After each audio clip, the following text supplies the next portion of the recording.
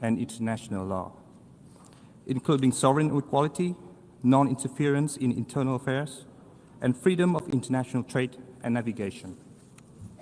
The embargo has inflicted severe and prolonged hardship on the Cuban people. It violates the legitimate rights to development and undermines the very spirit of multilateralism and humanity that the United Nations represents.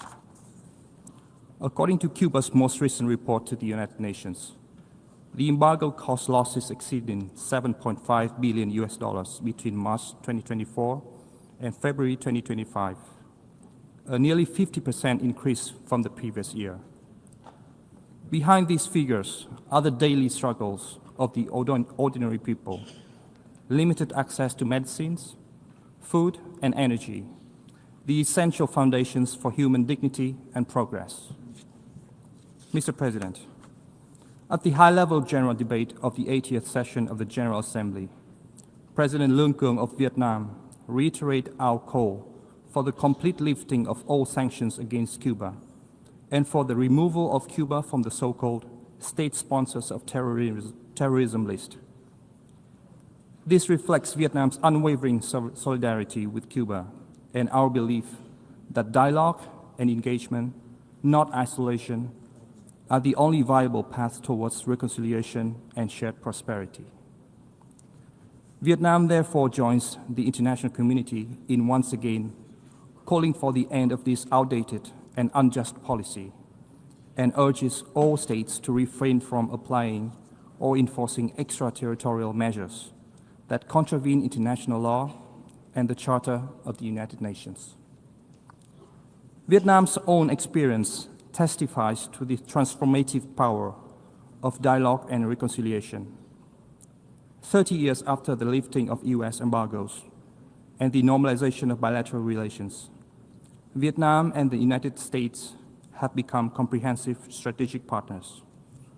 The two countries now work closely across a wide range of areas, turning confrontation into cooperation and past enmity into partnership grounded in mutual respect and benefit. This transformation has brought tangible benefits to both peoples.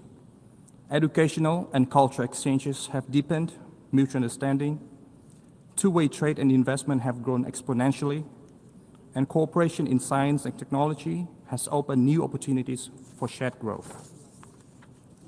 This experience stands as living proof that when nations choose dialogue over division and respect over resentment, they can together build a future of trust and shared progress. Vietnam sincerely hopes that this same spirit of reconciliation and forward-looking approach will one day define relations between the United States and Cuba. We nevertheless remain concerned that recent policy developments appear to move in the opposite direction, with tighter restrictions and stricter enforcement of the embargo. Vietnam encourages a careful reassessment of these measures in a spirit of dialogue, humanitarian consideration, and respect for international law. Mr. President, the continuation of the embargo against Cuba is morally indefensible, legally untenable, and economically counterproductive. It serves no constructive purpose other than to prolong hardship and erode confidence in the values we collectively uphold. Vietnam therefore calls upon the General Assembly to once again adopt the resolution in consideration, not merely as an act of solidarity with Cuba, but as a reaffirmation of the UN Charter, the principles of international law, and the collective conscience of humanity. Vietnam will continue to stand firm in supporting Cuba's right to sovereignty, self-determination, and development, confident that the principle of justice, dialogue, and cooperation will ultimately prevail. I thank you, Mr. President. I thank the distinguished representative of Vietnam. I now give the floor to the distinguished representative of Malaysia.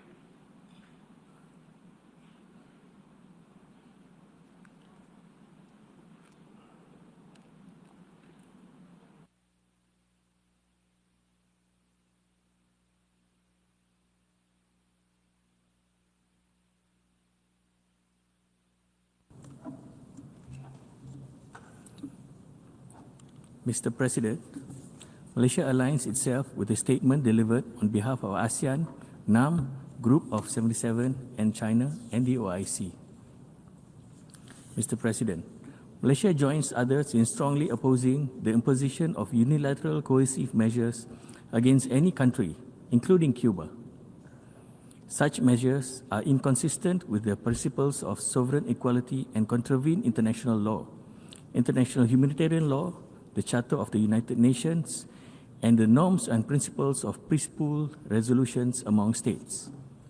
The long-standing unilateral coercive measures against Cuba have severely constrained the economy and restricted its ability to develop. Between March 2024 and February 2025, the blockade has resulted in losses exceeding $7 billion, which is about 49% more compared to the same period in the previous year. In addition, the blockade had adversely affected Cuba's commercial relations, creating serious obstacles in the banking and financial operations, international trade, access to credit and financing, fuel procurement, and engagement with suppliers critical to national development. It has also discouraged foreign investment. The country has lost vital income needed to purchase food, medicines, and medical supplies, including powdered milk for children and essential items for social development. These illegal measures have further undermined key sectors such as tourism, biotechnology, energy and mining, information and communications technology, construction, and transport. The cumulative impact has constrained Cuba's growth and negatively impacted the well-being of its people.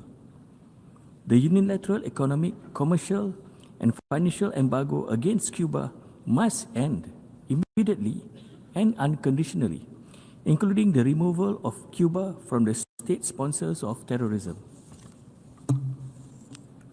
list. Mr. President, there is an urgent need for the children.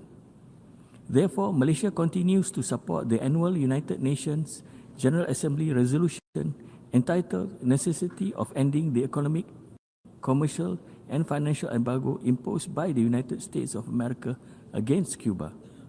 In this regard, Malaysia calls upon the parties concerned to resolve their differences through dialogue and to refrain from actions that are not consistent with international law and UN practices. Thank you. I thank the distinguished representative of Malaysia. I now give the floor to the distinguished representative of Indonesia.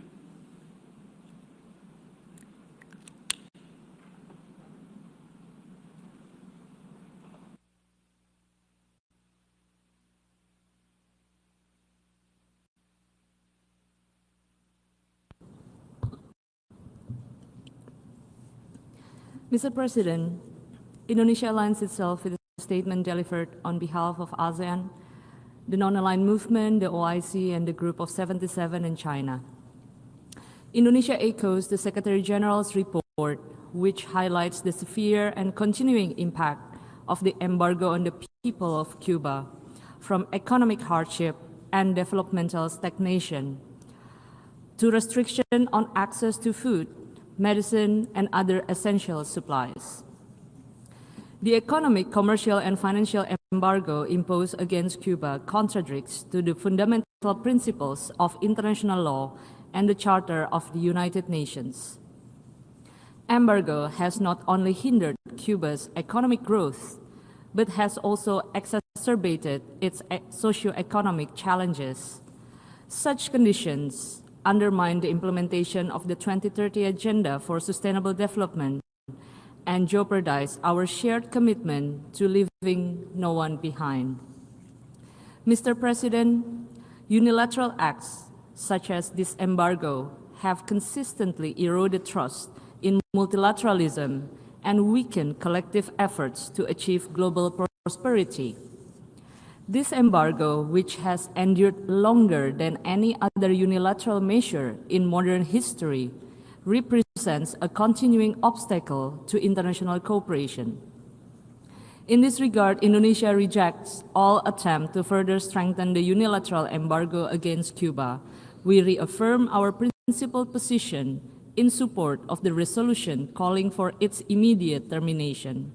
We also support the call to delist Cuba as a state sponsor of terrorism.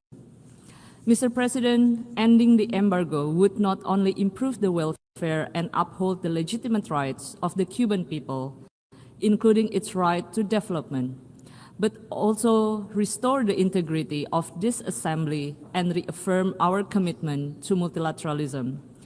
Indonesia will continue to stand in solidarity with Cuba and with all nations that uphold the principles of international law, equality, and justice, as we strive together to realize our shared vision of peace, dignity, and prosperity for all. I thank you. I thank the distinguished representative of Indonesia. ويسرني الآن أن أعطي الكلمة. And it's now my pleasure to give the floor to His Excellency, the Permanent Representative of Algeria.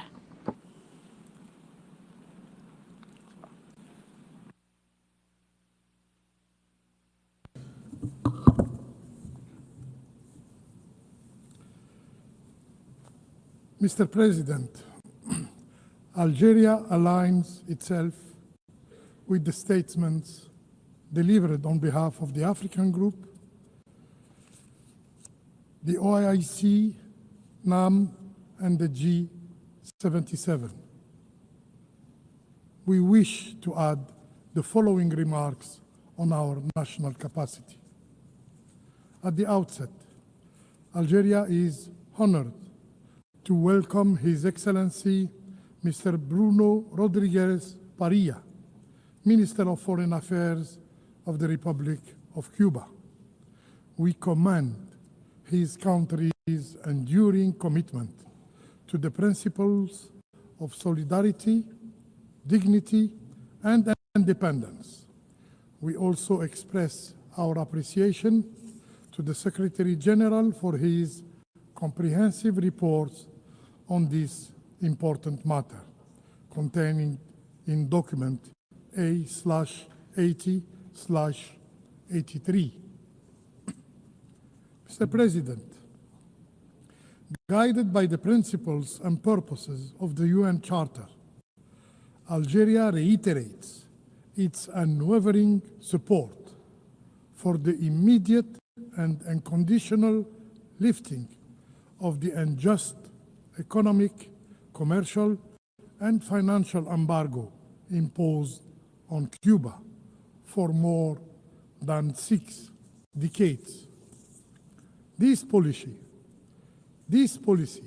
runs contrary to the fundamental principles of international law and of the Charter of the United Nations, including the sovereign equality of states, non-interference in internal affairs, and freedom of international trade and navigation. It remains one of the most enduring examples of unilateral coercive measures that contravene the spirit of multilateralism and the collective objective of the United Nations.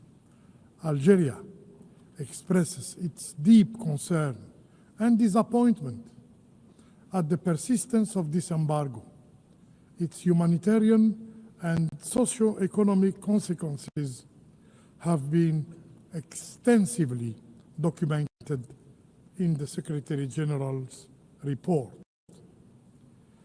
The blockade continues to impose enormous hardship on the Cuban people and severely undermines Cuba's efforts to achieve the SDGs by 2030. We strongly oppose, by principle, the imposition of unilateral laws and decisions that affect the sovereignty and development of other states. Algeria firmly rejects all unilateral coercive measures not authorized by the relevant organs of the United Nations, as they violate human rights, as they hinder international cooperation, as they obstruct the well-being of peoples.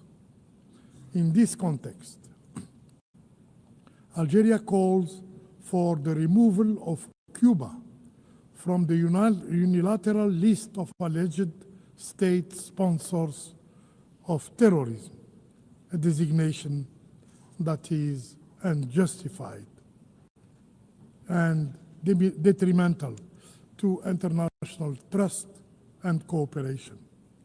Finally, President, we reaffirm our steadfast support and fraternity and solidarity with Cuba.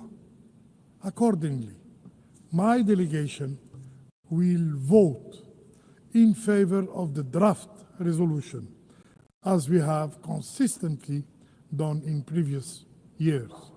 I thank you. أشكر سعادة المندوب الدائم. I thank His Excellency, the Permanent Representative of Algeria. To the distinguished representative of Laos People's Democratic Republic.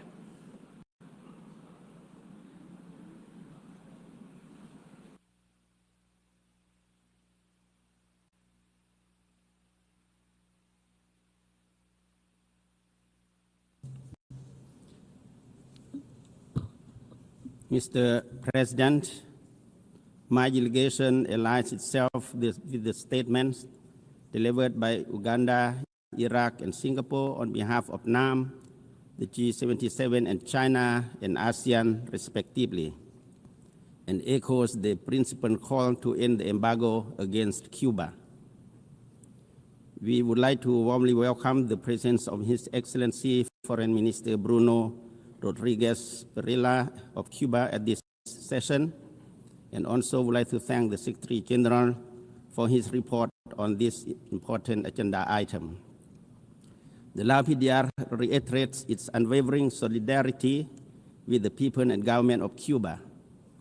The embargo, which has remained in place for more than 6 decades, is in direct contradiction to the purposes and principles of the United Nations Charter and well-established norms of international law. This prolonged and unilateral measure has not only inflicted severe socioeconomic consequences on the Cuban people, but also hindered their legitimate right to development, sovereignty, and national self-determination. At a time when the world is facing unprecedented challenges, from widening inequalities and intensified geopolitical tensions to global health crisis and climate-related disasters, it is morally indefensible and politically unjustifiable to maintain coercive measures that exacerbate human suffering and restrict inclusive development. The Lao PDR strongly believes that no country should be denied the opportunity to chart its own development path free from external pressure and interference. In this regard, we support the adoption of the successor resolution under this agenda item, namely Resolution A/80/L.6, and recognize it as a resounding expression of the view of the international community, a consistent call for justice, fairness, and respect for international law. It is through such multilateral actions that we pave the way towards a more peaceful, equitable, and just world for all nations, large and small. Mr. President, the Lao PDR is of the view that unilateral coercive measures not only contradict the UN Charter and international law, but also hinder sustainable development and impose unjust suffering on innocent people. We must therefore redouble our efforts to foster an enabling environment for peace and development cooperation among all nations. In this regard, the Lao PDR once again joins the international community in calling for the ending of the economic, commercial, and financial embargo against the Republic of Cuba, as well as for the removal of Cuba from the list of state sponsors of terrorism and the elimination of all unilateral and coercive measures imposed on sovereign countries. In conclusion, the Lao PDR called on all member states to renew our collective resolve to uphold the Charter of the United Nations, safeguard the sovereign rights of nations, and foster inclusive and sustainable development, especially for countries unjustly affected by coercive measures, and to ensure that the people of Cuba, like all peoples around the world, are given the freedom to thrive and determine their own destiny. I thank you, Mr. President. I thank the distinguished representative of Laos People's Democratic Republic. I now give the floor to the distinguished representative of Zimbabwe.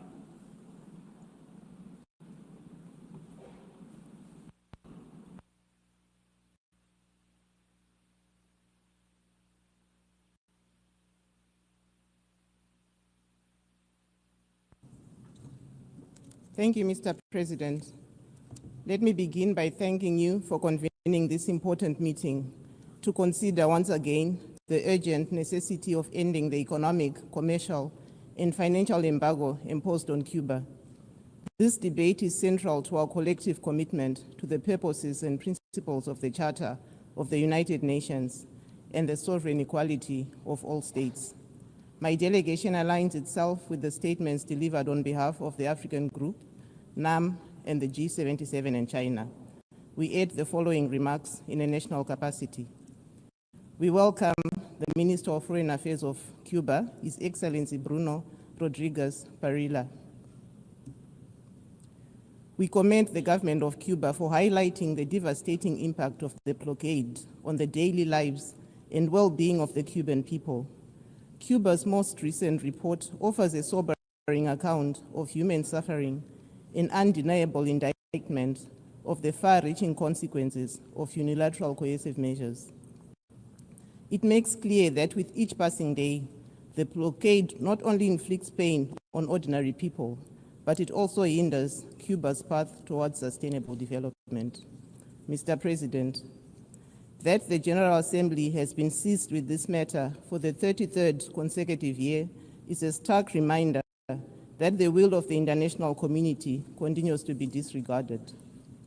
While resolutions have consistently expressed overwhelming rejection of the embargo, meaningful progress towards its removal have remained elusive.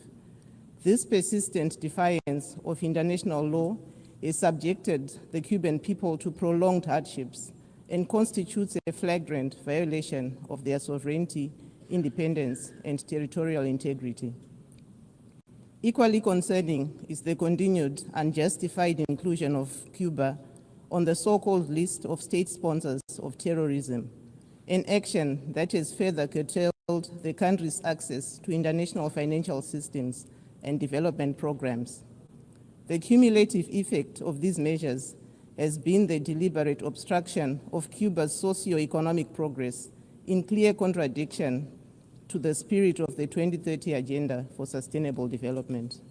Mr. President, no country should be denied access to life-saving medicines, technology, financial services, agricultural equipment, and fair trade. Yet this remains the daily reality for the people of Cuba under the weight of an embargo devoid of moral or legal legitimacy. The continuation of this policy is an affront to multilateralism, an impediment to development, and a violation of the fundamental rights and dignity of the entire nation. Zimbabwe is also a victim of unilateral coercive measures. We too have witnessed firsthand how these measures can asphyxiate economies and restrict social progress. We stand in solidarity with the people of Cuba both as a matter of principle and as a testament to the bonds of friendship that exist between our two countries and peoples. We therefore reiterate our call for member states to refrain from enacting and enforcing unilateral measures contrary to international law and the purposes and principles of the Charter. Mr. President, Zimbabwe commends the government and people of Cuba for their resilience in the face of injustice. Despite these formidable challenges, Cuba continues to meaningfully contribute towards international cooperation through medical brigades. These medical brigades have saved millions of lives across the world. In conclusion, the impact of the blockade on the population of Cuba is well documented. The overwhelming support for the resolution calling for its end is enduring. What is required now is decisive action. Our unified call for the United States to review its policy of sanctions and to lift the embargo should persist until the people of Cuba are free to earnestly pursue sustainable development. We also call for the immediate removal of Cuba from the so-called list of state sponsors of terrorism, a designation that is both unjust and detrimental to international cooperation. Zimbabwe will continue to stand in solidarity with the people of Cuba and advocate for the respect of multilateralism, mutual respect, and adherence to the Charter of the United Nations. I thank you. I thank the distinguished representative of Zimbabwe. I now give the floor to the distinguished permanent representative of Mexico.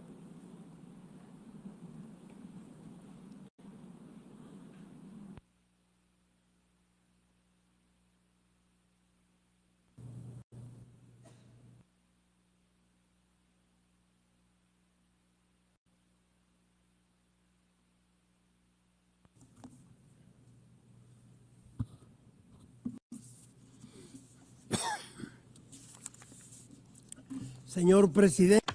Mr. President, distinguished colleagues, I would begin by welcoming the presence of the Foreign Minister of Cuba, Don Bruno Rodriguez, at the General Assembly. Year after year, we meet in this forum with the unequivocal expectation that an end will be brought to the economic, commercial, and financial embargo imposed against Cuba for more than 6 decades. We see that the member states of the United Nations have each year and overwhelmingly voted in favor of lifting the blockade. However, there is continued disrespect for this majority will of the international community and of the resolutions of this General Assembly.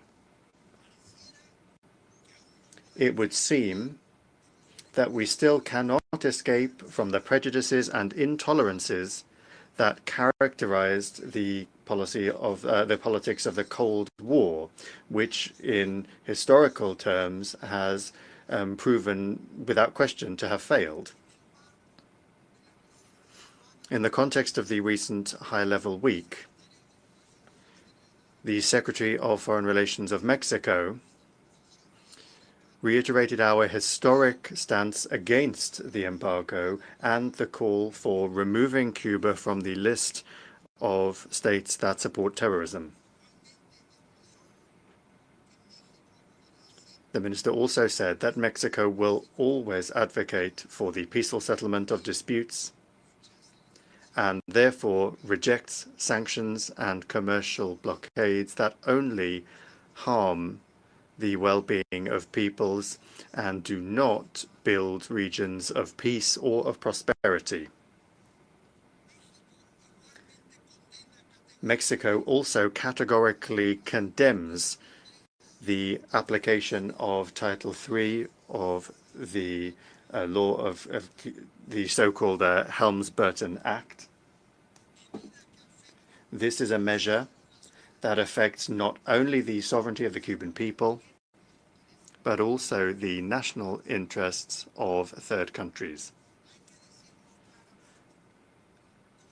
It must be said clearly that any unilateral measure conceived of as a form of political pressure to influence the internal decisions of another state is a contravention of the principles of the United Nations Charter, as well as the constitutional principles of Mexico's foreign policy, and it is an impingement upon peace and stability between peoples. And it is the UN Charter itself, which in Chapter 7 exclusively reserves for the Security Council the capacity to impose sanctions or other coercive measures for the maintenance of international peace. Therefore, Mexico maintains that there should be no sanctions of any sort beyond those that are adopted by the Security Council. Mr. President, Cuba is facing an economic crisis even worse than the one in the 1990s that is aggravated by the embargo and the strengthening of sanctions by the United States government. The country is even continuing to suffer from the impacts of the COVID-19 pandemic, while the rest of the international community has managed to turn the page on this page of our contemporary history. That is compounded by high international oil prices, which is the result of conflicts that Cuba has nothing to do with, and natural disasters that continue to lash the entire Caribbean, hindering growth and economic well-being through unilateral impositions is contrary to the achievement of the Sustainable Development Goals and equality of opportunities, which is something that Mexico advocates for in all international fora. The Cuban people deserves a more encouraging future, and they deserve not to be subject to decisions that were taken in a historical, political, and economic context that is very far removed from the one we live in today. New generations of Cubans deserve to live outside of the context of confrontation that Cuba was put in by the circumstances of the Cold War. At the same time, relations between neighbors on the American continent, based on respect and mutual understanding, are essential for the growth and development of the countries of the hemisphere. Thank you very much. I thank the distinguished permanent representative of Mexico. I have the pleasure now to give the floor to Her Excellency, Deputy Permanent Representative of Egypt.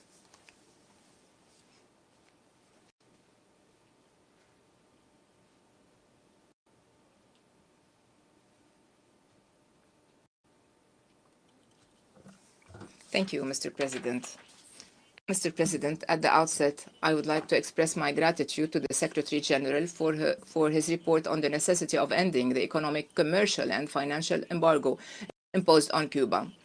My country aligns itself with the statements delivered by the Group of 77 and China, the African Group, the Non-Aligned Group, and the OIC. Mr. President, Egypt reaffirms its steadfast position in support of Cuba in facing these sanctions. The unilateral measures imposed on Cuba have a direct and negative impact on all aspects of the social and economic life of the Cuban people. It constitutes a serious obstacle to development efforts. Egypt believes that the continuation of this embargo for more than 6 decades runs counter to the principles of the Charter and the rules of international law. It also undermines collective efforts aiming at respecting multilateralism and achieving international cooperation and sustainable development. President, Egypt emphasizes the importance of respecting the General Assembly decisions and the other resolutions calling for ending this embargo. It stresses that the continuation of UCMs does not serve the objectives of international cooperation nor the spirit of solidarity that our multilateral system needs in these difficult circumstances. We call for a complete and immediate lifting of the embargo imposed on Cuba to enable its people to achieve their legitimate aspirations for development and prosperity. Thank you, President. أشكر سعادة نائب المندوب الدائم لجمهورية مصر العربية. I now give the floor to the distinguished representative of Ghana.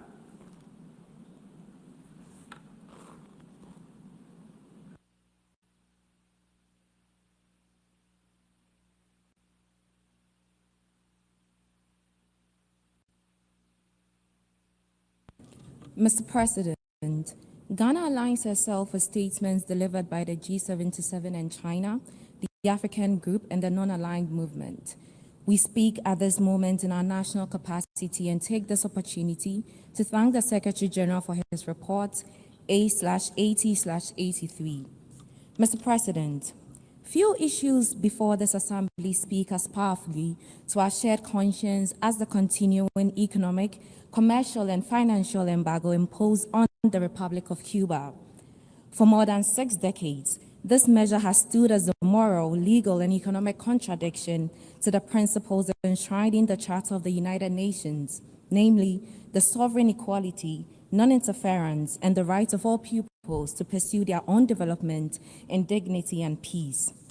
Ghana has consistently and resolutely advocated for an end to the embargo because we believe that no nation should be denied the opportunity to participate fully and freely in global trade, nor deprived of the means to uplift the well-being of its citizens. This conviction is grounded in the 1986 Declaration on the Right to Development and reaffirmed in numerous resolutions of this Assembly. Yet, despite more than 30 consecutive annual votes of overwhelming support in this hall, this unjust policy persists. It continues to constrain Cuba's capacity to modernize its economy, limits access to medicines, technology, and markets, and undermines the aspirations of a resilient people whose spirit of cooperation has enriched our collective humanity.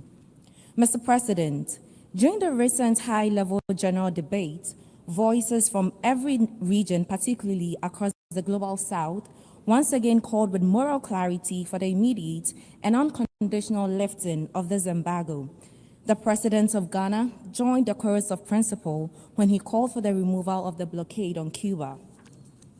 As we consider draft resolution A/80/L.6, Ghana will vote firmly in favor. Our support is not born merely of friendship or historical solidarity.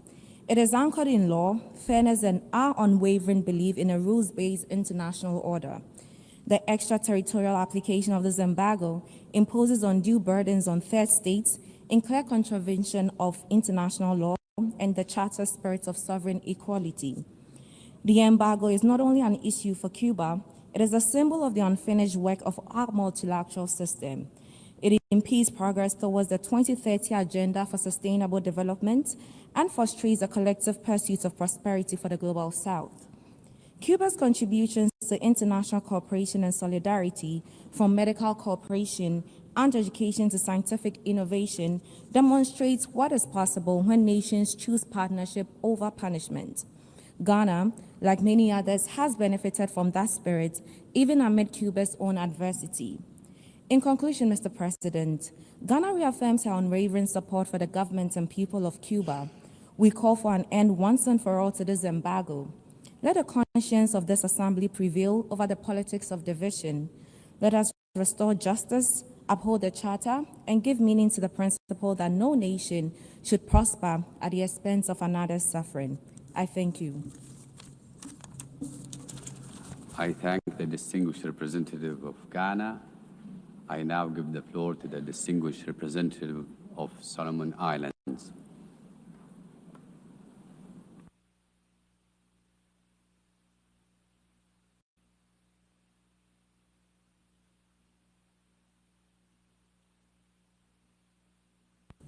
Mr. President, A delegation aligns itself with the statement delivered by Iraq on behalf of the Group of 77 in China and wishes to contribute to the debate in our national capacity.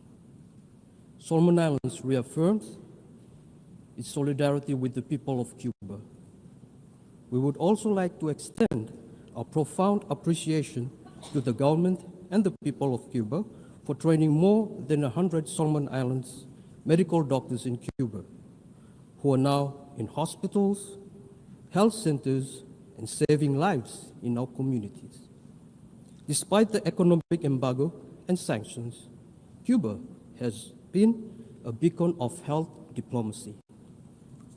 Mr. President, we note with deep concern that the SD's report A/80/83 once again sends a clear message that the embargo remains a stumbling block for Cuba to fully implement the 2030 Agenda and the achievement of the SDGs.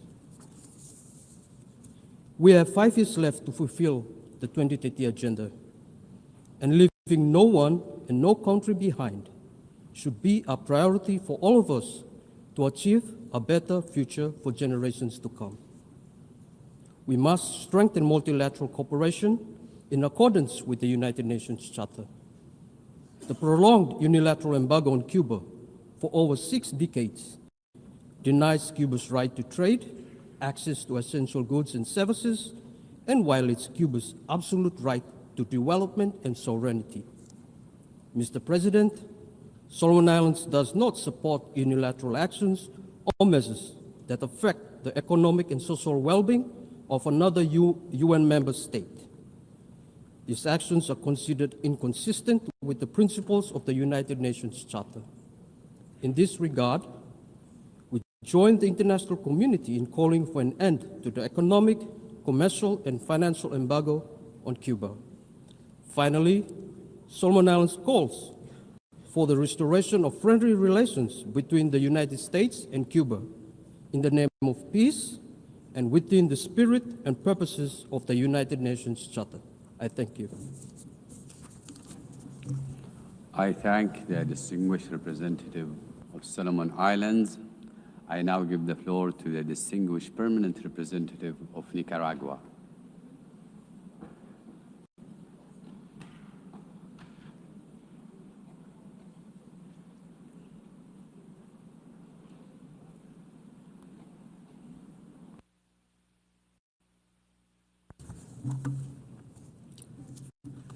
Señor Presidente.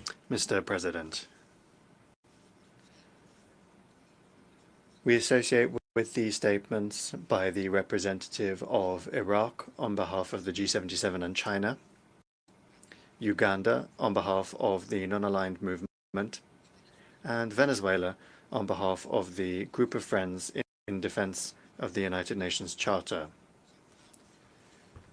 We greet and welcome the presence of our brother, Comrade Bruno Rodriguez, Foreign Minister of Cuba, and his distinguished delegation. We express our fraternal greetings and recognition to him for his bravery and tireless spirit of struggle and victory.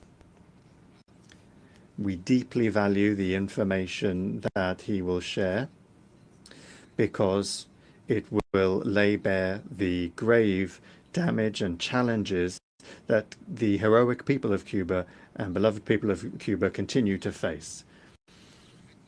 Mr. President, the practice of imposition by the imperial power, which is freighted with arrogance, is eroding the confidence of peoples in the multilateral system and is distorting the role of the United Nations.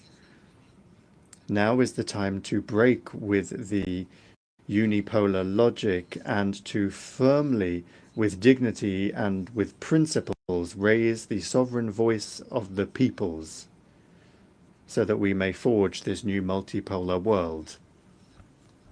The peoples are strengthening their path towards the already obvious multipolar order, forging more just and solidarity-based partnerships rooted in full respect for the sovereignty of states and firmly challenging the imperialism, colonialism, and neocolonialism that still aims to impose itself over the will of free peoples.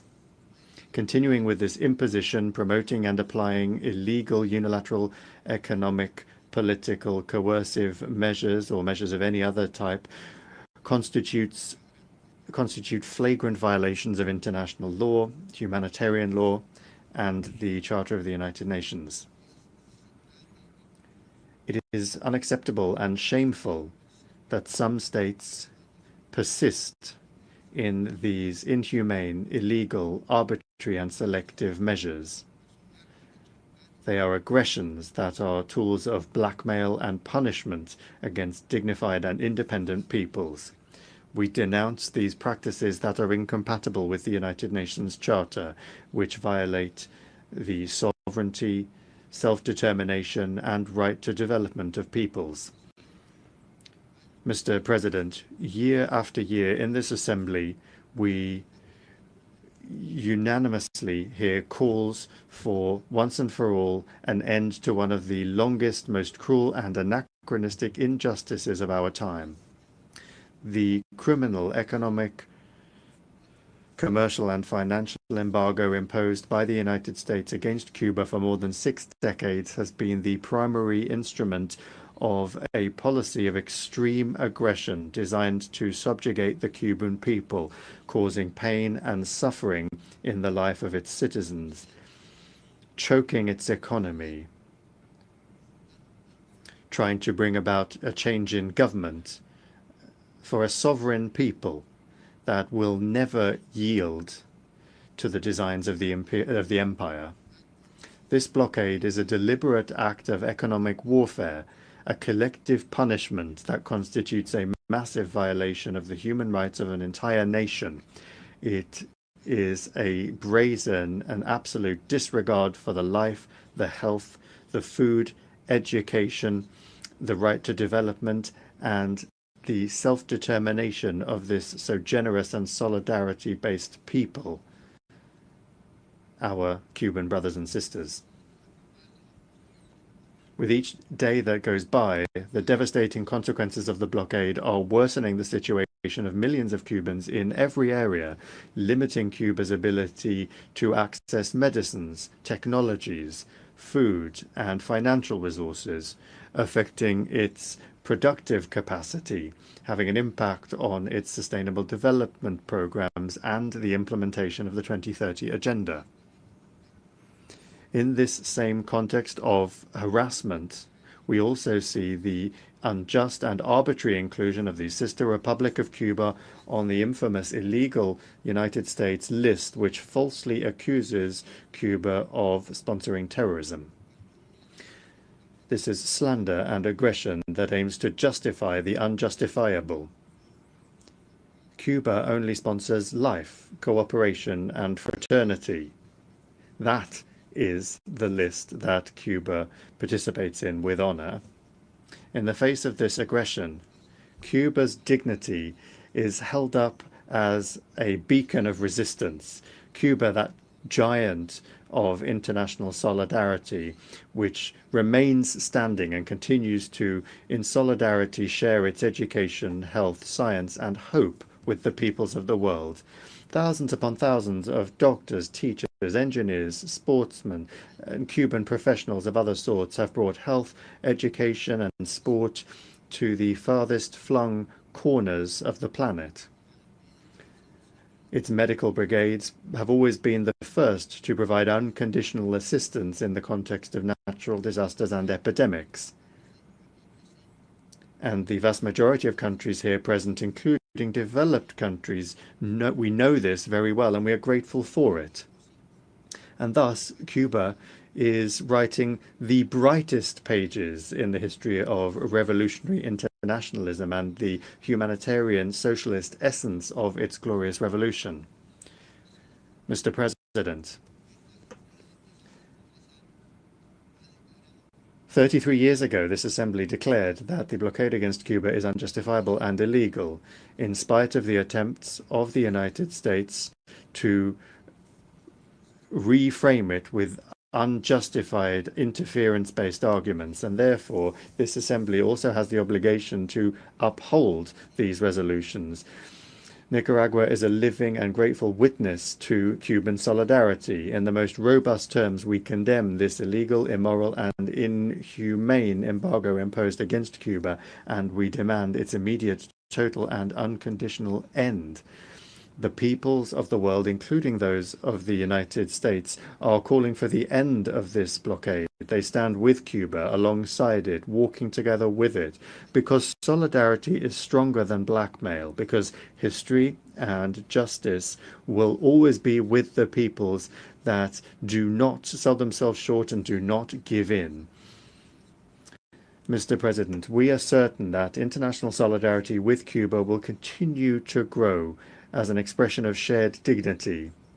With the approval of this resolution, the General Assembly will once again firmly raise its voice in condemnation of this criminal economic war and all of its manifestations and extraterritorial effects, which continue to intensify against the sister republic of Cuba. Nicaragua, as it does every year, affirms its respect, admiration and eternal affection for Cuba, and will vote in favor of the draft resolution A/80/L6, reiterating our support, our recognition, and our gratitude to the dear and generous people and government of Cuba, whose heroism and example is faithful to their internationalist vocation. They are always ready to contribute with their experience to the common good of humanity. Thank you very much. I thank the distinguished representative of Nicaragua. I now give the floor to His Excellency Bruno Eduardo Rodriguez Parilla, Minister for Foreign Affairs of Cuba, to introduce draft resolution A/80/L6.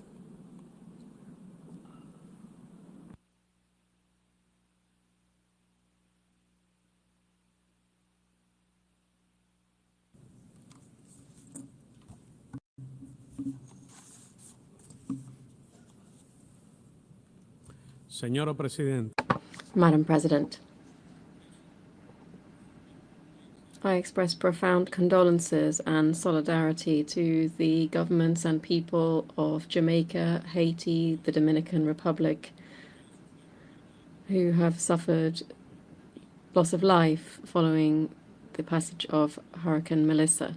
Also to Panama, that has also suffered some damage due to intense rain. Also, our best wishes to the Bahamas and Bermuda. I speak on behalf of a people who right now, with scarce resources and practically only by sheer will, unity and solidarity, are coping with a monstrous hurricane. As we heard yesterday from the leader of the Cuban Revolution, Raul Castro Ruiz, and I quote, "In light of this new challenge, we will also rise victorious." We have heard the infamous, threatening, arrogant, deceitful, and cynical statement made by the new permanent representative of the United States, who is not here in the room.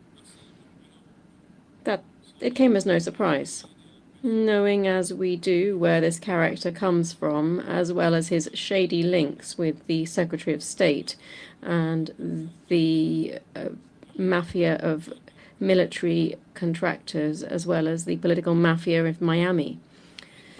Yesterday, from this rostrum, he said that he was going to refer to facts, but he did quite the opposite. I will just recall what he seems to ignore despite his responsibilities, or even worse, what he perhaps even distorts with a mendacious spirit. The laws and rules of his country's economic aggression against Cuba are not ambiguous in terms of their actions and ambitions. They openly declare in law their goal, which is to restrict Cuba's commercial, investment, and credit relations with all countries They also establish in law the obligation on US diplomats to comply with that mandate during their contacts with officials from other governments, the governments that you represent. I would recommend reading from my colleagues from the US Title I and Title III of the Helms-Burton Act, as well as the content of the Torricelli Act. Action speaks louder than words, and I will refer to such action in crystal clear terms. This Assembly will decide for itself, as it has done now for 33 years, whether this item is an economic blockade or not. Over the last few weeks, there has been a brutal and unprecedented deployment of pressure, intimidation, and toxicity by the State Department at the planetary level to force sovereign states to change their vote on the resolution that we will adopt today. They have resorted to all of their weapons and tricks, especially coercion. But the truth, law, reason, and justice are always far more powerful and overwhelming. It's not possible to hide the fact that by virtue of the United States government's criminal policy against Cuba, my country is viciously deprived in every corner of the world of the use of banking systems to make payments and collect funds. Cuba is deprived of access to sources of financing, investment capital, remittances, technology for its industry, food production, infrastructure, scientific development, and services, including the most sensitive ones, such as healthcare. The strategic aim of the blockade is to provoke a social breakdown that would lead to the breakdown of constitutional order that Cubans have decided to freely form in various referenda. The Secretary of State is the malign, corrupt, and fraudulent reincarnation of Mr. Mallory, and the permanent representative has come to speak on his behalf. As you know, the impact of this type of aggression is not only economic, it applies by design with cold premeditation in terms of its social and humanitarian impact on millions of people. In Cuba, for instance, recent years, and I say so with pain, the deterioration of some health indicators, which, although they are still outstanding for a developing country and comparable to those of industrialized countries, are today lower than the indices that our country was able to progressively achieve. One example of this is infant mortality, which, after consecutive years with rates below 5 per 1,000 live births, now stands at 8.5 in the first half of this year. One would have to lie, as indeed was done by the permanent representative of the United States, to ignore the link between this result and the impact of the economic blockade on the sustainability of our health system, just as it would be impossible to ignore the impact of the economic blockade on life expectancy or maternal mortality rates or the availability of highly subsidized medicines for the population. Between March 1st, 2024 and February 28th, 2025 alone, the blockade caused Cuba some $7.5 billion in material damage. This is an impact similar to the nominal gross domestic product of at least 30 countries that are represented here, according to World Bank data. But the damage of the blockade cannot only be seen in figures and material damage. Rather, we see it on the daily lives of our citizens. No one, no family or sector escapes its daily devastating effects. Dialianis, a young Cuban lady, 29 years of age, suffering from hypertrophic cardiomyopathy, which is a potentially life-threatening condition, requires the implant of an automatic defibrillator that Cuba does not have access to. Dialianis and many other Cuban patients with similar illnesses are still waiting for this type of implant. 6-year-old Abdiel needs a hip operation that requires a bone graft. This sort of tissue is produced at the tissue bank in the Frank Pais hospital, but the essential freeze-drying process has been halted due to the lack of a sensor. It has not been possible to purchase it, even with the money to pay for it, because the companies that supply it, in light of the blockade against Cuba, refused to sell it in accordance with usual commercial practices. This is not collateral damage. These are not isolated cases. These are everyday experiences. These are human beings, innocent human beings who are suffering. The creativity of our institutions and the professionals who work within them is extraordinary and highly commendable, but it is impossible to calculate the anguish that this situation wreaks on Cuban families, or the strain of not being able to access these medicines and supplies when they're needed. An essential component of the worsening blockade since 2019 has been increased persecution on fuel supply operations, including shipping companies, insurance companies, banks, and governments. This has led in Cuba to a reduction in suppliers and an exponential rise in prices. Electric cuts or blackouts are today one of the most visible and irritating impacts of the economic blockade against Cuba, having a daily effect on families, which is at times exasperating. It has an impact on other sectors such as water supply, production processes, services, and the economy as a whole, all of which weighs on the population. Just a few months ago, one corporation from a country and the friendly government of that country stated that it was impossible for them to supply one spare part and mere technical assistance to repair a large thermo power station in Cuba due to the threat of sanctions by the US. Another vital sector of the economy that has been particularly damaged is tourism. Today, citizens from more than 40 countries are being intimidated and threatened with reprisals by the US government if they decide to visit Cuba, as well as prohibition on accessing the e-visa ESTA system.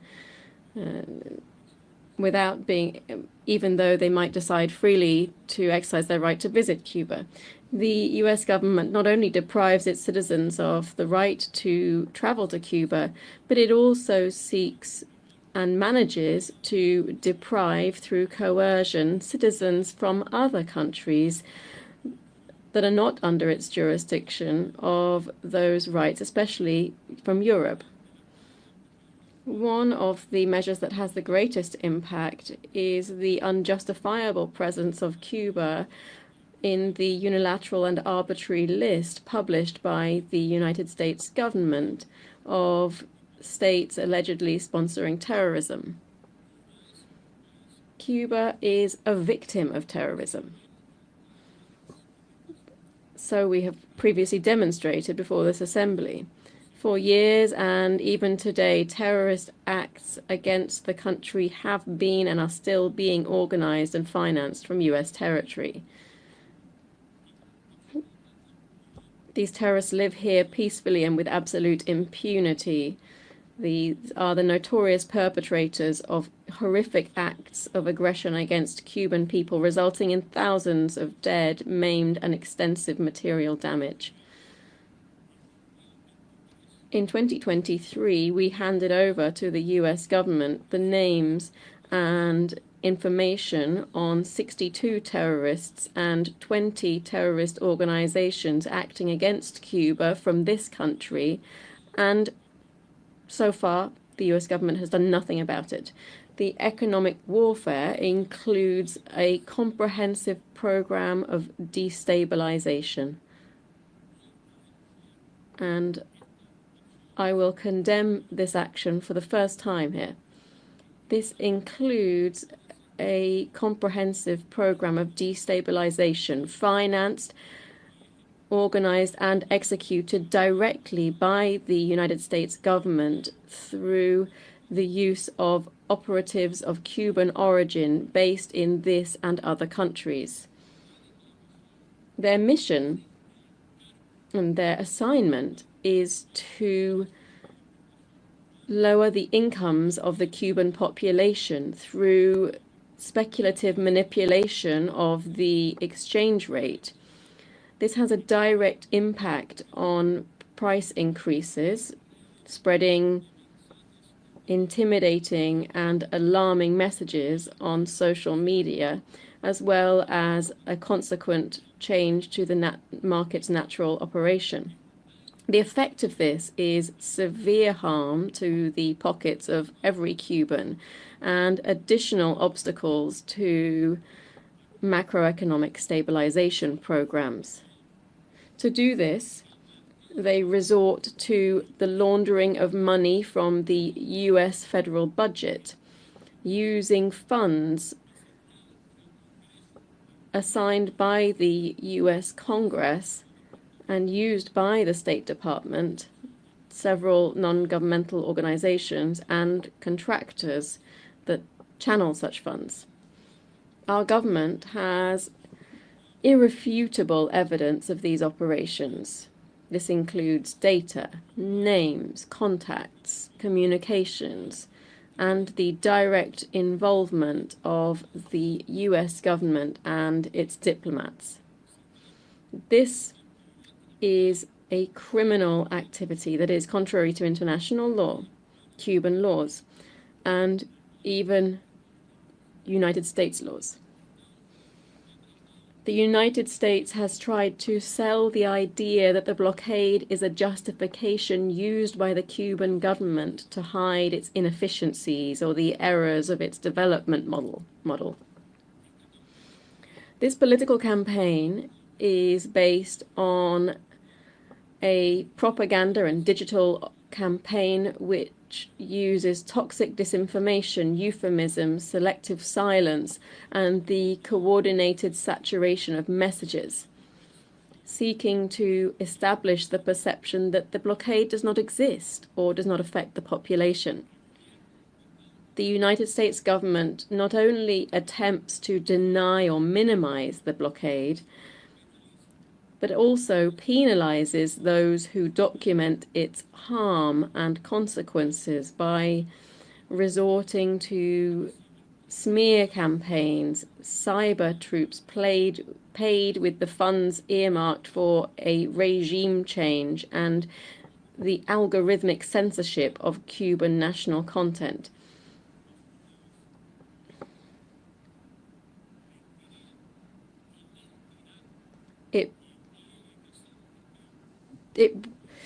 Anyone denying the Cuban problems on Cuba would be lying and is lying. Indeed, the proponents of this blockade publicly undermine its effects and its ability to affect the living conditions of an entire people. Please look back at the statements of the United States Secretary of State and politicians who have made their careers and built their wealth with aggression on Cuba. If the United States government has any slight concern in trying to help the Cuban people, as they say they do, they should either suspend or make humanitarian exceptions to the blockade as a result of the harm that it is causing and that is being caused by Hurricane Melissa. Cuba is a peace-loving country. No one in their right mind with a modicum of honesty can claim that Cuba represents or intends to represent a threat to the national security of the United States, and which is a great power, nor to the well-being of the American people. Which country has military forces deployed in an aggressive, extraordinary, and unjustified manner in the Caribbean Sea as we hold our discussions here? Which country threatens regional peace, security, and stability, particularly the peace and right to self-determination of the kindred Venezuelan people?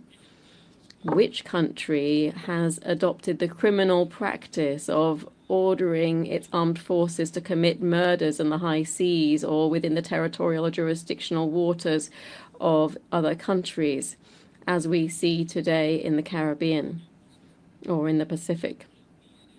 Which country has our region riddled with military bases and openly plots aggressive plans of subversion and regime change against progressive governments? Which government is the direct accomplice, the provider of weapons and financing for the genocide in Gaza? If the United States government wishes to contribute to peace in our America, it should withdraw the military threat and accept a civilized dialogue without preconditions or impositions with Venezuela, with Colombia, with Nicaragua, with Cuba, and with all countries with which it has differences, and collectively with the community of Latin American and Caribbean states. The blockade is a policy of collective punishment. It qualifies as an act of genocide. It flagrantly, massively, and systematically violates the human rights of Cubans. It makes no distinction between social sectors or economic actors. I'm very grateful to those who in this debate and in the high-level segment in this session spoke up to request the end of the blockade and the removal of our country from the spurious list of state sponsors of terrorism. I'd also like to thank the regional groups who over the years have made robust statements in this regard, to the numerous organizations and movements of solidarity, standing in solidarity with Cuba around the world, and Americans who call for a relationship based on respect and sovereign equality between both countries. I recognize the expressions of Cubans in the United States and around the world who, through their statements and supportive patriotic actions, are opposed to and fight against the blockade. Cuba will not surrender. We will persist in speaking up against the infamy. We will exercise our right decisively to decide on our own fate. We will continue in our efforts to overcome the current difficulties and to ensure the economic sustainability of the country, even with the continuation or even with the subsequent strengthening of the blockade. With Jose Marti, our people reaffirmed today that in order to, before giving up on the effort to make our homeland prosperous and free, the South Sea will join the North Sea and a serpent will hatch from an eagle's egg. And from Antonio Maceo, who tried to take over Cuba. I recall he said, "Whoever tries to take over Cuba will gather the dust of its blood-soaked soil if they do not perish in the struggle. And with Fidel Castro Ruiz, we shout once again, homeland or death, we shall overcome." Madam President, on behalf of the noble and fraternal people of Cuba, who for decades have been working on an admirable feat of patriotism, justice, resistance, creation, and sacrifice, I respectfully request all member states to vote in favor of draft resolution A/AT/L6 entitled Necessity of Ending the Economic, Commercial, and Financial Embargo imposed by the United States of America against Cuba.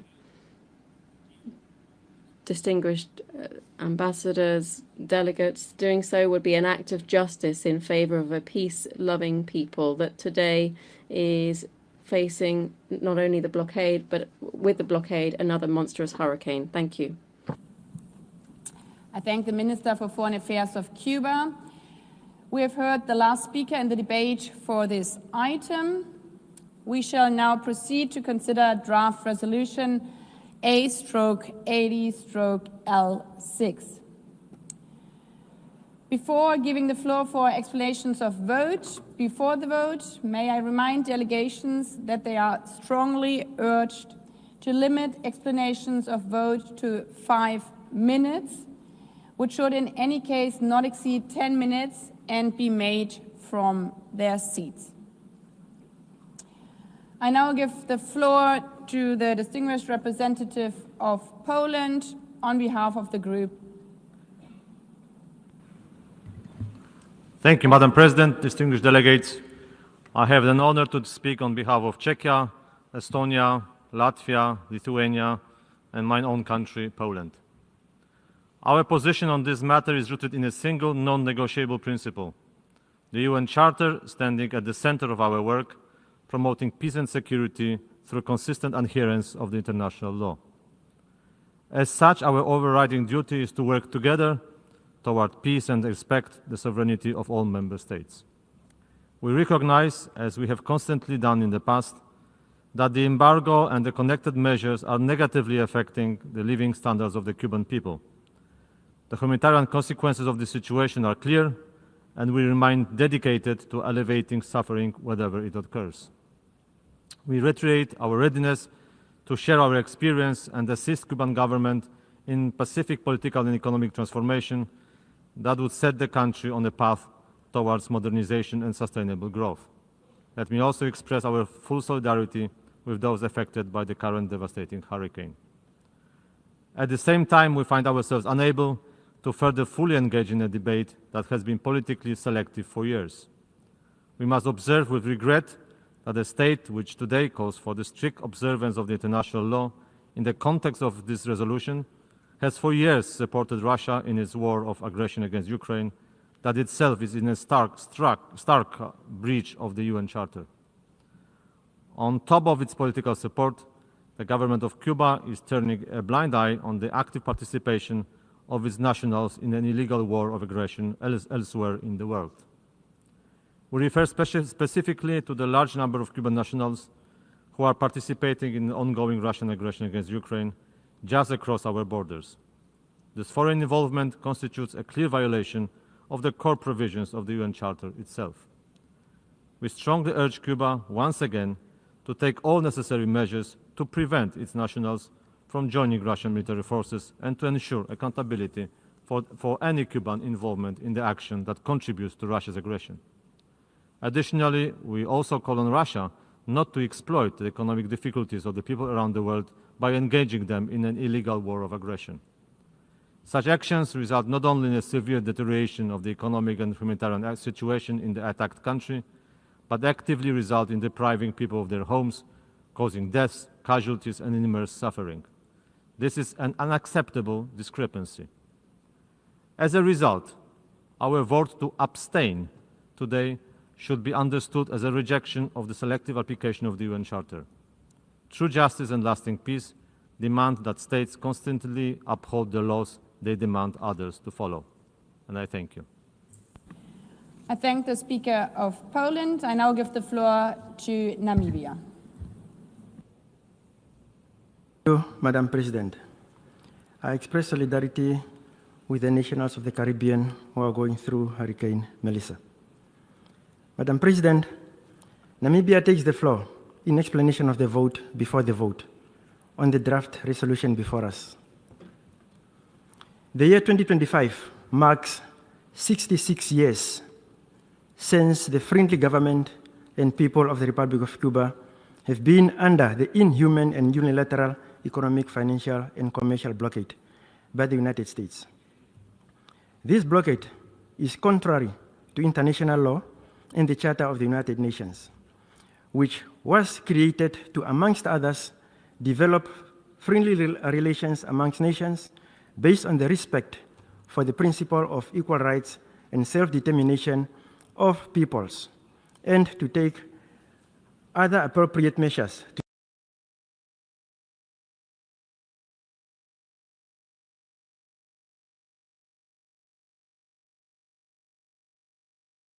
strengthen universal peace. Peace is exactly what the government and the brave people of Cuba brought to Namibia when they fought side by side with the people of Namibia for our independence. During our struggle, Namibian refugees were also welcomed in Cuba, many of whom returned to build our country and helped to chart the way for our development. However, to date, the right to development of the people of Cuba continues to be curtailed through the imposed unilateral coercive measures by the world's most largest economy. The importation of food, equipment, and other essential material in Cuba is severely curtailed, affecting the ability of Cuba to effectively engage in global trade. Notwithstanding all the challenges the Cuban people have had to face and endure over all these years, they are a resilient people. Cuba has spared no efforts in contributing to the welfare of millions of people around the world through its selfless contributions in so many cases where natural disasters and adversity had struck, or through science, technology advancement, training, and capacity building, support to the international community, and the deployment of medical professionals, and much of the world, of the developing world. Madam President, in his State of the Nation Union address to Congress on 20th January 2015, the former President of the United States of America, Barack Obama, called on lawmakers to lift the embargo against Cuba, stating in his own words, and I quote, "In Cuba, we are ending a policy that was long past its expiration date. When what you are doing doesn't work for 50 years, it's time to try something new. And our shift in Cuba policy has the potential to end a legacy of mistrust in our hemisphere. It removes a phony excuse for restrictions in Cuba," end of quote. This statement is still valid today. However, since June 2017, during the first term of the current President of the United States, measures against Cuba were tightened. This embargo is not only a bilateral issue between Cuba and the United States of America, as we are made to believe. It hinders and affects international cooperation with Cuba.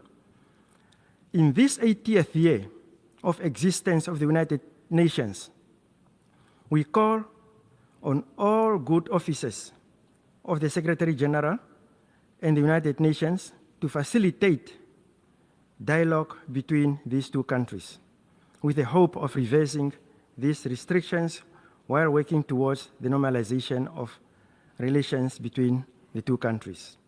Finally, Madam President, we call for the removal of Cuba from the list of state sponsors of terrorism as a sign towards improving relations between the two countries.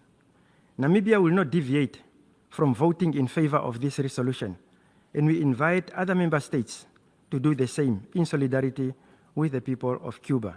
I thank you. I thank the Speaker of Namibia. We have heard the last speaker in explanation of vote before the vote. The Assembly will now take a decision on draft resolution A/80/L6 entitled Necessity of Ending the Economic, Commercial and Financial Embargo imposed by the United States of America against Cuba. Recorded vote has been requested. We shall now begin the voting process.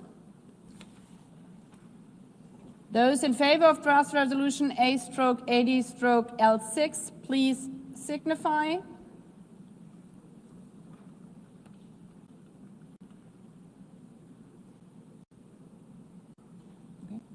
Those against? Abstentions? The Assembly is now voting on draft resolution A/80/L6 entitled Necessity of Ending the Economic, Commercial and Financial Embargo imposed by the United States of America against Cuba. Will all delegations confirm that the votes are accurately reflected on the screen?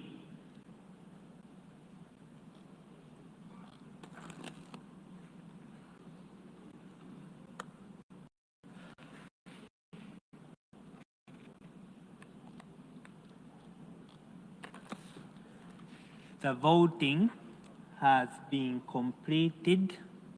Please lock the machine.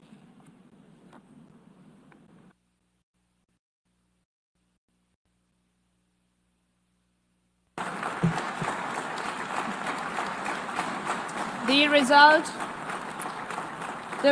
of the vote is as follows. In favor, 165, against 7, abstentions 12. Draft resolution A/80/L6 is adopted. Before giving the floor for explanation of vote after the vote, may I remind delegations again that they are strongly urged to limit explanations of vote to 5 minutes, which should in any case not exceed 10 minutes and be made from their seats. As the first speaker, I give the floor to Denmark on behalf of a group of member states. Thank you, Madam President. I have the honor to speak on behalf of the following European Union member states: Austria, Belgium, Croatia, Cyprus, Denmark, Finland, France, Germany, Greece, Ireland, Italy, Luxembourg, Malta, Netherlands, Portugal, Slovakia, Slovenia, Spain, and Sweden. President, as in previous occasions, I reiterate today our conviction that the economic, commercial, and financial embargo imposed by the United States on Cuba has a damaging impact on the economic situation of the country and negatively affects the living standard of the Cuban people.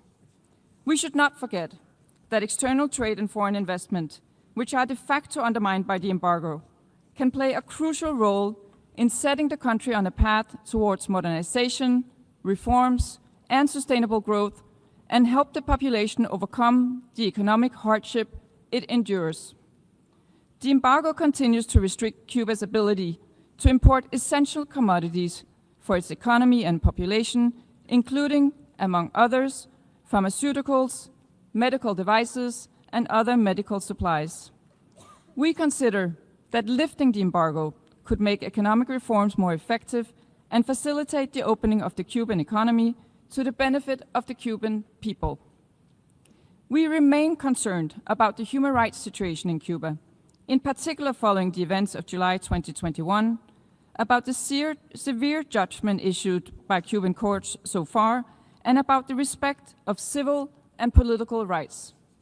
We therefore reiterate our call on the Cuban government to fully grant its citizens internationally recognized civil, political, and economic rights and freedoms, including freedom of assembly, freedom of expression and demonstration, and free access to information, to release all political prisoners and those arbitrarily detained, to ratify the UN Covenant for Civil and Political Rights and the Covenant for Economic, Social, and Cultural Rights, and to extend a standing invitation to all UN special procedures to visit Cuba. We strongly emphasize the importance of upholding the UN Charter and respecting the sovereignty, independence, and territorial integrity of all UN members, and urge Cuba to stand in full solidarity with those fundamental principles and work together for their defense.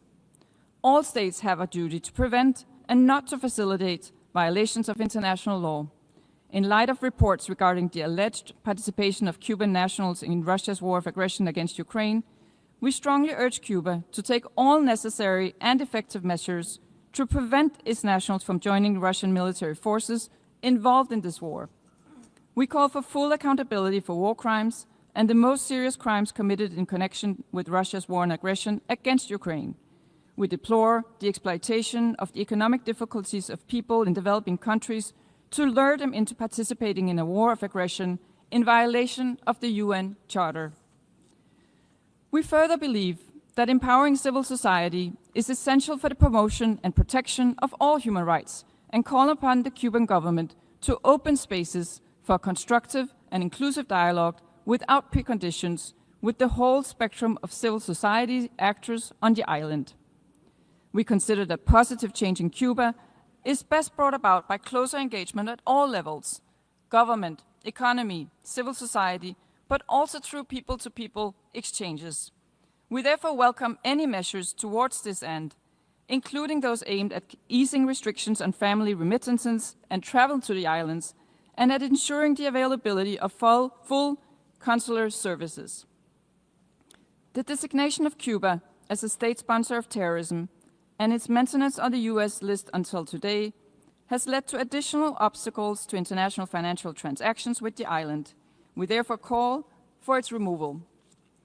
Beyond the damaging impact of the embargo and the SST listing on ordinary Cubans, US sanctions and other administrative and judicial measures are also negatively affecting EU economic interests. We have firmly and continuously opposed any such measures due to their extraterritorial application and impact on the European Union, in violation of commonly accepted rules of international trade. We cannot accept that such measures impede our economic and commercial relations with Cuba. We strongly reject the US activation of Title III and IV of the Helms-Burton Act in April 2019. This breaches the commitments made by the US in the US-EU agreements of 1997 and 1998. We intend to draw on all appropriate measures to address the effects of the Helms-Burton Act, including in relation to our WTO rights and through the use of the EU's blocking statute and other possible relevant measures to protect EU citizens, businesses, and NGOs operating in Cuba or with Cuba against the extraterritorial application of those US sanctions. Madam President, international cooperation, frank and sustained dialogue, and closer, even critical, engagement are the way to go with Cuba.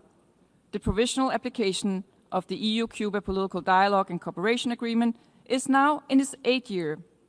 We are enhancing dialogue and cooperation also on issues on which we have fundamental differences. To this end, the PDCA includes, amongst others, a human rights dialogue, which is a key pillar of our relationship. In order to overcome the current economic and social crisis, we call on Cuba to ensure that its reform agenda includes the necessary economic, judicial, and social reforms, and is implemented in a manner that addresses the key concerns of the Cuban population and meets the legitimate democratic aspirations of the Cuban people for more opportunities to participate in the shaping of the country's future. With the EU-Cuba Political Dialogue and Cooperation Agreement, the EU offers Cuba a consistent and reliable instrument to support a progressive reform of its political and economic model, to pursue sustainable development, and to find common solutions to global challenges, while continuing to advocate for democracy and respect for human rights in the interest of all Cuban citizens. It is our view that the US embargo and connected measures do not contribute to promoting these aims. Against this background, we voted in favor of the draft resolution. I thank you. I thank the Speaker of Denmark. I now give the floor to the Speaker of Sri Lanka, followed by Australia and the United States. Thank you, Madam President. Sri Lanka aligns itself with the statements delivered by Uganda on behalf of the non-aligned movement and Iraq on behalf of the Group of 77 and China, and wishes to make the following remarks in its national capacity. Sri Lanka remains deeply concerned by the continued imposition of unilateral coercive measures against Cuba for over 6 decades, which run counter to the principles enshrined in the Charter of the United Nations and the norms of international law. It is evident that the unilateral actions imposed on Cuba had negative consequences for the well-being of the civilians and for the economic and social development of the country. In this context, Sri Lanka voted in favor of the resolution A/80/L.C titled Necessity of Ending the Economic, Commercial and Financial Embargo imposed by the United States of America against Cuba, along with 164 other countries. Madam President, Sri Lanka is concerned by the barriers created by this embargo, particularly in the area of procurement of medical supplies, vaccines, and essential equipment, especially during health emergencies. The humanitarian consequences of such restrictions are unacceptable. Access to healthcare must not be politicized or constrained by extraterritorial economic measures. We also noted the impacts of the embargo on the food and agriculture sector in Cuba. The economic sanctions on Cuba prevent its acquisition of fertilizers, machinery, fuel, and advanced technology, resulting in a significant decrease in food production. Such obstructions to progress in the agriculture sector in Cuba have a direct impact on its effort to reach food security in the country. Unfortunately, the most vulnerable segment in these situations is women and children. At a time when the world is collectively taking action to end global hunger, we should not use sanctions to promote hunger in another country. Madam President, we believe the time has come to lift this embargo. There is no doubt that this embargo hinders Cuba's pathway to sustainable development, violates fundamental human rights of Cuban citizens. The blockade had incurred billions of losses to the Cuban economy. Regardless of the intention of the embargo, the reality is clear. It is ordinary citizens who suffer the most. Therefore, Cubans should get equal opportunities as people in other nations. Their right to health, right to food, and the right to education have to be respected. Free flow of trade should be allowed. Humanity over hatred should prevail. Sri Lanka has continuously supported the adoption of this resolution over the years. We reiterated that obligations set forth in the UN Charter should be addressed with urgency. I thank you. I thank the Speaker of Sri Lanka. I now give the floor to the Speaker of Australia, followed by the United States and Nicaragua. Thank you, President. I speak on behalf of Australia and New Zealand. We voted in support of this annual resolution concerning the embargo against Cuba because the embargo restricts open trade and investment. This vote does not reflect an endorsement of the policies of Cuba, including widespread reports of failures to comply with international human rights standards, expropriation of property, misinformation and disinformation, and Cuban nationals fighting as part of Russia's illegal and immoral invasion of Ukraine. Australia and New Zealand remain concerned by the human rights situation in Cuba, which has continued to deteriorate following the Cuban government's heavy-handed response to peaceful protests in 2021 and ongoing restrictions on the freedom of expression and association affecting everyday Cubans. We take this opportunity to urge the Cuban government to respect the rights of all its population and call for the release of all political prisoners and those who are arbitrarily detained. Thank you, President. I thank the Speaker of Australia. I now give the floor to the Speaker of the United States, followed by Nicaragua and Israel. Madam President, colleagues, let me begin by offering my thoughts and prayers to the people of Jamaica, Haiti, the Dominican Republic, the Bahamas, and Cuba, who are enduring the brutal effects of Hurricane Melissa. The United States shares strong people-to-people bonds with these countries and hopes for minimal damage and loss of life. Unfortunately, the political show by the Cuban regime in New York continues unabated. Yesterday, we witnessed a shameful breach of decorum in this hall. It's obvious the truth hurts because the Cuban delegation attempted to interrupt our speech in order to prevent the truth from being heard. The misuse of a point of order was crude and disrespectful to this institution. The United States will not shrink from speaking truth about the abuses of the Cuban regime. Its failings are the cause of its economic dysfunction, and it continues to collaborate with enemies and adversaries of the United States against our interests, including actively supporting Russia's war in Ukraine. The United States government is satisfied to see so many countries send the regime a message that the international community will no longer tolerate its lies. Its continual plea for international aid, while it refuses to make any political, economic, or social reforms. Its support for rogue states and international terrorists, and most of all, its repression of the Cuban people. The regime is now at a crossroads. It can double down on the failed policies of its past, which will lead to more suffering on the island and more international isolation.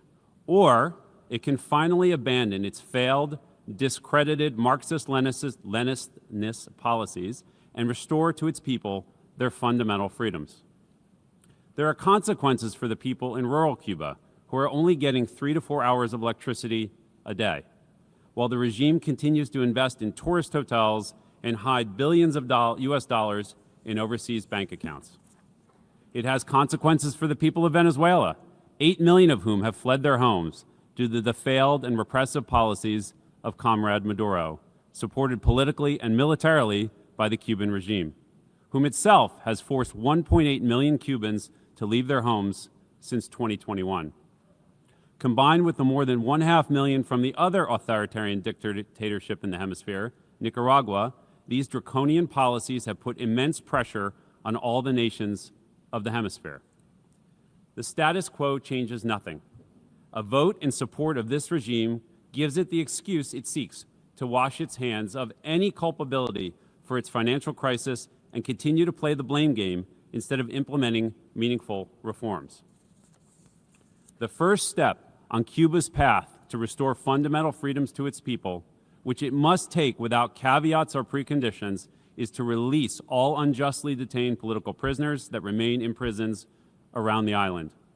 In the meantime, the United States will continue to promote accountability for the communist regime and their reprehensible behavior on and off the island. Thank you.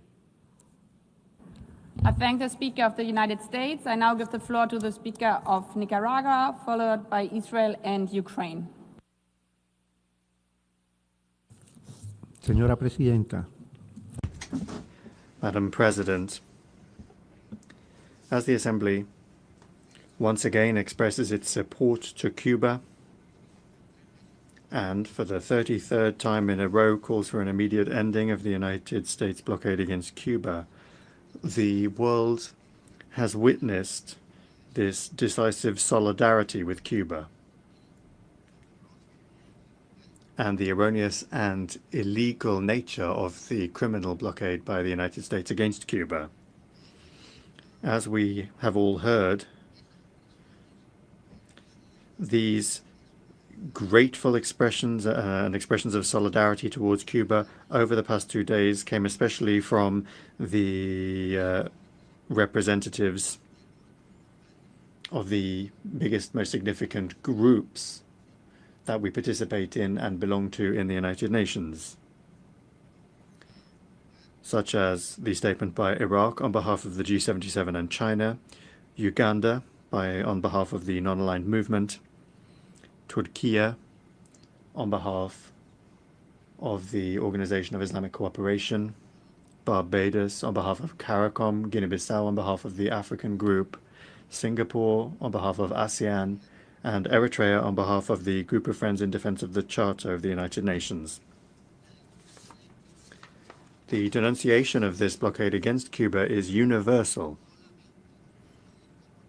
Only the country that applies it, the United States, was the only country that tried to justify its own anachronistic policy. As has been said throughout this debate, it is clear that there is universal support for Cuba from the entire world, and also it is clear that this criminal blockade is, in and of itself, the most serious, systematic, and flagrant violation of the human rights of the Cuban people. Moreover, it was made plain that there is a total rejection by countries of Cuba's inclusion on the illegal and unilateral list of state sponsors of terrorism. Nicaragua voted in favor of the resolution just adopted, and in so doing reaffirms its unshakable solidarity with the heroic Cuban Revolution, with its government and its people that are an example of dignity, resistance, and international solidarity. We reiterate that the only legitimate path is respectful dialogue on the basis of sovereign equality without conditions nor threats. Madam President, lastly, we would like to express our full solidarity with the peoples of our great Caribbean, Jamaica, Cuba, Haiti, and other Caribbean states that, as we speak, are facing the disastrous consequences of the weather phenomenon Hurricane Melissa. We express our condolences to the families and governments over the loss of life. These increasingly frequent and extreme tragedies are the consequences of global warming and the climate crisis, which has been accelerated by the failure to comply with legally binding commitments made by developed countries under the United Nations Framework Convention and also the Kyoto Protocol and the Paris Agreement. The failure to comply with that by developed countries makes these phenomena increasingly disastrous in the Greater Caribbean. Thank you very much. I thank the Speaker of Nicaragua and now give the floor to the Speaker of Israel, followed by Ukraine and Peru. Madam President, yesterday this hall witnessed an unacceptable display of disrespect when the Cuban delegation attempted to silence the United States during its statement. The blatant abuse of a point of order was a clear affront to the dignity and procedures of this institution.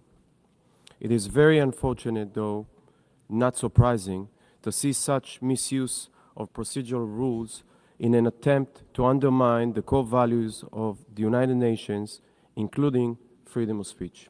Thank you. I thank the Speaker of of Israel. I now give the floor to the Speaker of Ukraine, followed by Peru and Romania. Madam President, Ukraine voted against the draft resolution L.6. This decision reflects our growing concern over Cuba's involvement in Russia's war of aggression against Ukraine. Let me be clear, this vote is not against the Cuban people. On the contrary, we deeply value the Cuban nation, and we respect its right to live in prosperity. For many decades, Ukrainians and Cubans have been connected by genuine human bonds. Our vote is against the inaction of Cuba's government in the face of recruitment of its citizens into Russia's military, which brings death and devastation to Ukraine. There is no secret that since 2022, to sustain its aggression, Russia has been actively recruiting foreign citizens to fight in its ongoing war against Ukraine. Among them, nationals of the Republic of Cuba constitute the largest group of mercenaries serving in the Russian army. I repeat, the largest group. Our defense forces have taken numerous Cuban nationals as prisoners of war fighting alongside Russian troops.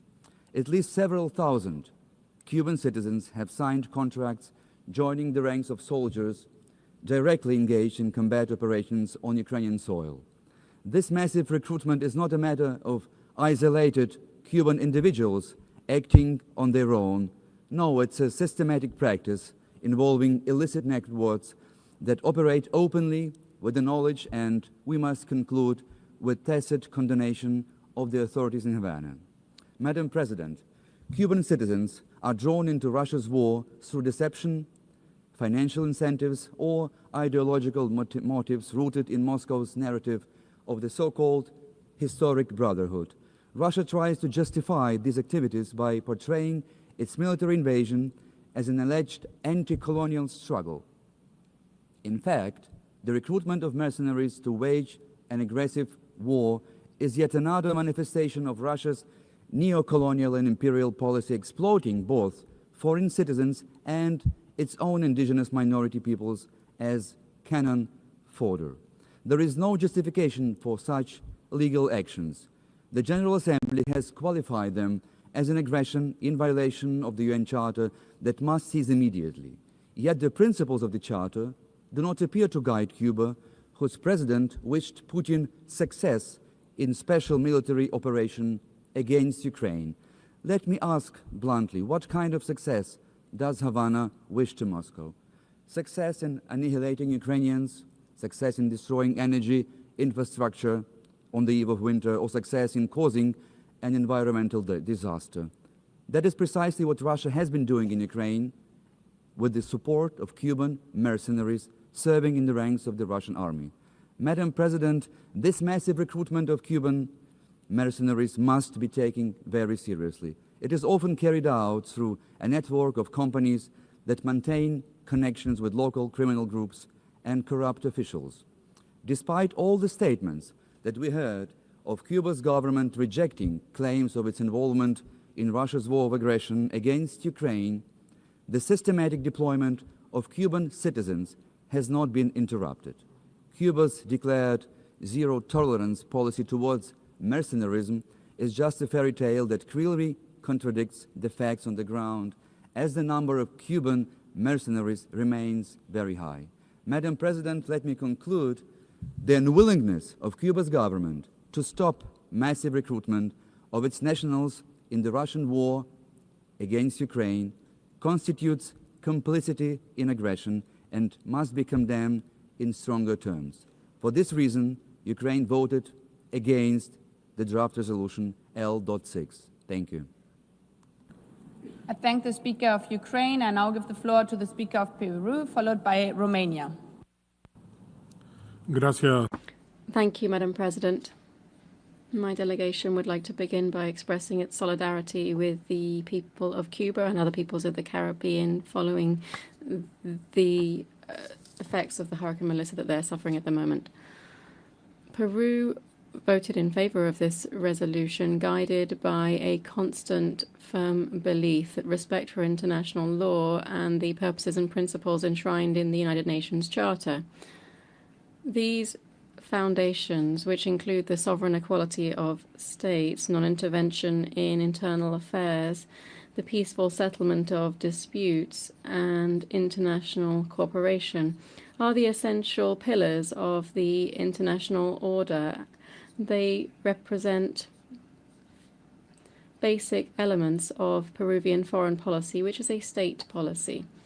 In line with the international legal framework, only the Security Council is empowered to establish coercive measures in the exercise of its mandate in maintaining international peace and security.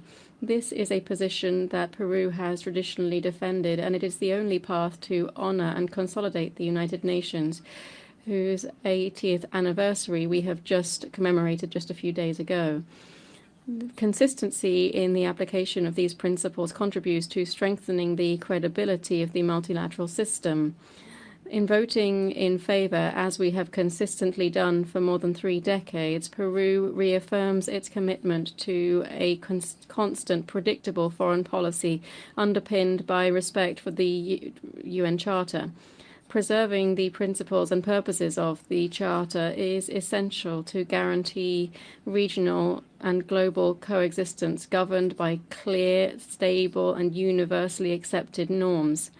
Madam President, Respect for sovereignty and non-interference must be complemented by permanent attention to the situation of human rights and fundamental freedoms in all countries, without distinction.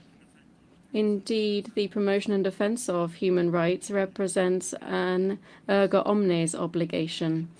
All states parties to the United Nations have the duty to promote human rights and fundamental freedoms and to cooperate with the universal system to ensure their full force. Peru believes that the economic, commercial, and financial blockade can never serve as a pretext to undertake violations of fundamental freedoms. To this extent, we urge the Cuban government to keep good faith and to follow the recommendations formulated by United Nations bodies and to take the necessary measures to guarantee the full respect and protection of human dignity for all persons on their territory. True solidarity with the Cuban people demands from the international community that we provide protection to those in need, and respect for international law and the provisions of the UN Charter include, by preference, protection and respect for fundamental freedoms, which is one of the 3 pillars of our organization. Thank you very much. I thank the Speaker of Peru. I now give the floor to Romania, so far the last speaker. Madam President, first I would like to express our solidarity with the people of Jamaica, Cuba, and other Caribbean nations who are in the path of Hurricane Melissa. Madam President, Romania has been supporting this resolution for the past decades, acknowledging the impact of the embargo on the Cuban people, as we have consistently explained every time this resolution was brought to the General Assembly. This year, however, Romania abstained in light of recent information regarding significant participation of Cuban nationals alongside Russian Federation forces in its aggression against neighboring Ukraine. As we have clearly stated during relevant debates in the Security Council and the General Assembly, such foreign involvement in an illegal war of aggression is a blatant violation of the UN Charter and international law. We therefore call on the Cuban government to take necessary measures to discontinue the participation of its nationals in this unjustified war, widely condemned in this very hall, including through several resolutions. Thank you, Madam President. I thank the Speaker of Romania.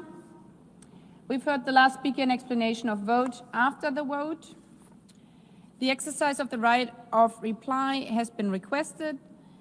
May I remind members that statements in the exercise of the right of reply are limited to 10 minutes for the first intervention and to 5 minutes for the second intervention, and should be made by delegations from their seats. I call on the representative of Cuba.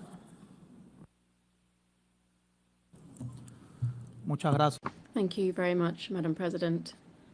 Madam President, the government of the United States knows no other way to justify its hostile policy against Cuba than resorting to constant lies.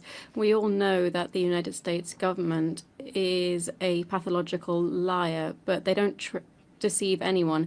It's clear that they are in no way concerned by the fate of our people nor their human rights, that the blockade continues to afflict, nor are they interested in regional peace that they threaten with their irresponsible military deployment in the Caribbean Sea. So as to provoke suffering on the Cuban people, they are even able to ensure reiterated cynicism within this United Nations. With full cynicism, they divert attention from the comprehensive efforts of their suffocation policy. No one can be in doubt of the ability of the United States to strike the economic stability of any country. This is currently being made clear through the imposition of tariffs on numerous countries around the world. In our case, these have been applied for more than 60 years. Madam President, the unjustified permanent presence of Cuba in the unilateral fraudulent list of state sponsors of terrorism is a measure geared towards strengthening the highest pressure policy against our people.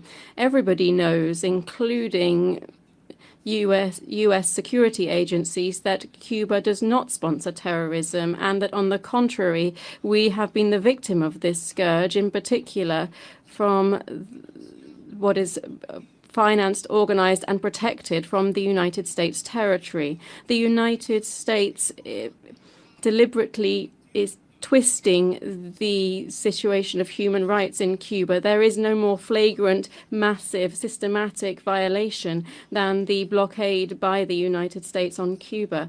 The United States has no moral authority to give us lectures on human rights to Cuba or anyone else. The government of that country is responsible for extrajudicial executions, abductions, and torture. They detain immigrants, they censor media and journalists. This is the country with a serious problem of public safety, violence, and police brutality. During the current US administration, we have seen an exacerbation of widespread detention, systematic violations of human rights, xenophobia, racism against other phenomena. These are alarming practices which undermine any attempt by the US government to present itself as some kind of example in human rights. They understand how the restriction on the trade between the US and Cuba happens, if we could call it that. If the United States is truly interested in trading with Cuba, they would listen the majority of citizens in their state, in their country, which supports the lifting of the blockade, and would. This is what is justice and reason would tell us to do. Madam President, the government of the United States clearly is lying when accusing Cuba of being involved in people trafficking. We know that this is a narrative, that it is a pretext continuing to support the blockade against Cuba. In holding up Cuban medical support with blackmail against countries that receive such aid, the US is jeopardizing access for hundreds of thousands of people to quality healthcare. Madam President, I would like to make it very clear that Cuba does not form part of the armed conflict in Ukraine or in any other country. The Cuban government is aware that Cuban nationals, in unprecise figures, have on their own account participated in the military operation on both sides of this conflict. None of these nationals have the consent, the motivation, or any commitment from the Cuban government to participate in that conflict. Madam President, the United States government has no ethicals or scruples or commitment to the truth in order to achieve its strategic interests. In their statement, there is no argument that enjoys the recognition of the international community. They prefer to remain isolated, as they have once again in this assembly, subject to the discredit of the blockade for more than 60 years, rather than accepting their failure in trying to destroy the Cuban Revolution. In light of the attempts to slander and destroy the Cuban Revolution, the people and government of Cuba will stand steadfast in their unwavering decision to continue forging an increasingly inclusive and prosperous society. Thank you. I thank the Speaker of Cuba. As there's no further request of reply, may I take it that it's the wish of the Assembly to conclude its consideration of Agenda Item 38? It is so decided. The meeting is adjourned. I wish you all a good day.